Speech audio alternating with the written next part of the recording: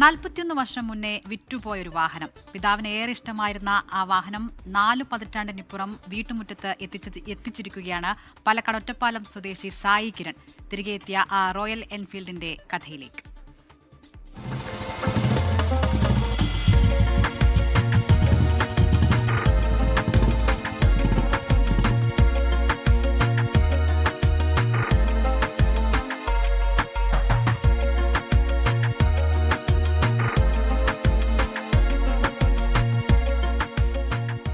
ആയിരത്തി 1985 തൻ്റെ പിതാവ് ഗംഗാധരൻ ഉപയോഗിച്ചിരുന്ന റോയൽ എൻഫീൽഡ് ബുള്ളറ്റ് മറ്റൊരാൾക്ക് 9,300 രൂപയ്ക്ക് വിൽക്കുന്നത്. 1987 പിതാവ് മരണപ്പെടുകയും ചെയ്തു. വിറ്റുപോയെങ്കിലും പിതാവിന് ആ ബുള്ളറ്റിനോടുള്ള വൈകാരിക അടുപ്പം മകൻ സായിയുടെ മനസ്സിൽ നിന്നും മാഞ്ഞുപോയില്ല.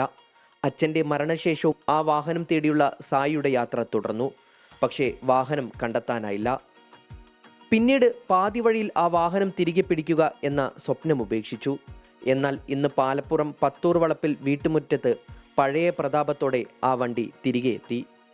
ഇതിന് പിന്നിലെ കഥ സായി തന്നെ വിവരിക്കും. ഞാനൊക്കെ കുറച്ച് മുതിർന്നപ്പോൾ നിരവധി ഭാഗങ്ങളിൽ ഈ വാഹനം തിരിച്ച് കിട്ടാൻ പറ്റുമെന്ന് അറിയാൻ വേണ്ടി വിവിധ പ്രദേശങ്ങളിലൊക്കെ അന്വേഷിച്ചു.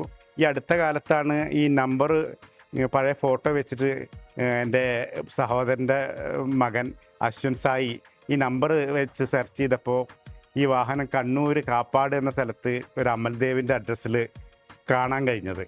അപ്പോൾ അദ്ദേഹത്തോട് സംസാരിച്ചിട്ട് ഈ വാഹനം ഞങ്ങൾക്ക് തരുമോ എന്ന് ചോദിച്ചപ്പോൾ അദ്ദേഹം ആദ്യം അതിന് തയ്യാറായില്ല. അദ്ദേഹം ഒരു വാഹനപ്രേമിയാണ്.